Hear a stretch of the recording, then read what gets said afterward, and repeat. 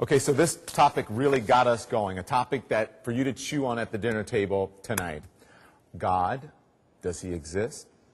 Do I believe in God? Yeah. It depends. I don't know.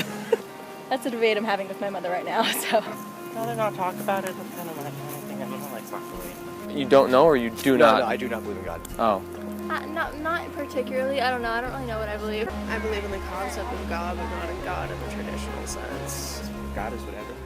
If you are 30 or younger, chances are your belief in God may be on the decline. That's according to a survey by the Pew Research Center, which shows 68% of millennials say they never doubt God's existence. And while that may be a majority, it's also a 15-point drop from 5 years ago.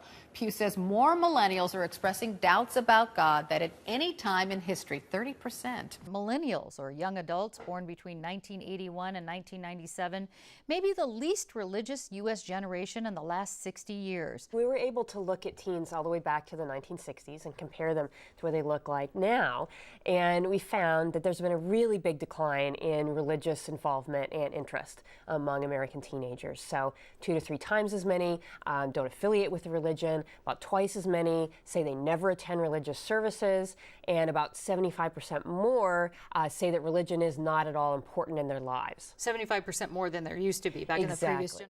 This shows the percentage of Americans who say religion is, quote, very important to them from the different generations. So the silent generation, people born from 1928 to 1945, 67% of them say religion is very important to them.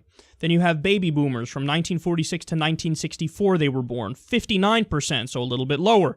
Generation X after them from 1965 to 1980, 53%. Then you have older millennials, 44%, so another drop. And then you have younger millennials born from 1990 to 1996. 38% of them say religion is, quote, very important to them. Each generation of American adults has been less affiliated than the previous generation. So successively, if you go back to the greatest generation, the World War II generation, the vast majority of folks in that generation identified with a religion. Look then at the boomer generation, my generation. In the boomer generation today, 8 in 10 adults identify with a religion. In the Gen X generation, a little bit fewer. Older generations of Americans still seem to keep strong religious ties. The millennials, especially those born starting from the early 90s, are moving further away. The millennial generation stands out for having a very large proportion, fully a third of millennials, who don't identify with any institutional religious group.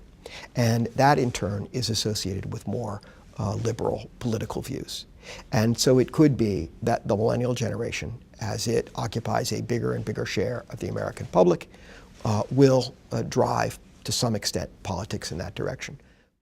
Over the past 25 years, American voters have grown more racially diverse, better educated, less religious, and older. This year, millennials, the group between 18 and 35 years old, make up about a third of all eligible voters. They generally support gay marriage, abortion rights, and are not religious.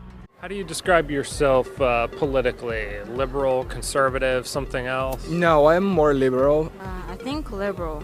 I was usually leaning more liberal, but I guess it depends on the topic. I've grown up in a very conservative household, so but I've been open to a lot of liberal views. What we're finding is that young Americans today are increasingly more comfortable using the word liberal than older Americans. In fact, they're twice as likely to self-identify as liberal and about half as likely to identify as conservative. With about 80 million strong, millennials are poised to have a huge effect on the direction of the United States and the world in years to come. College students could be the deciding factor in the upcoming presidential election. A recent study shows the youth vote could have a disproportionately high impact in 10 states, including Pennsylvania, Ohio, and Florida. Among the reasons, a significant number of college-age students who often vote differently from older Americans. It's interesting when you think about the generation gap, and I think when we try to dig a little bit deeper and find out what's the basis for that gap, a lot of people point to the different sort of moral standards and values of the generations. Young tend to be many non-white. They tend to be liberal. They tend to be democratic. The old, the other way. Older, conservative. They don't like government, but hands off Social Security.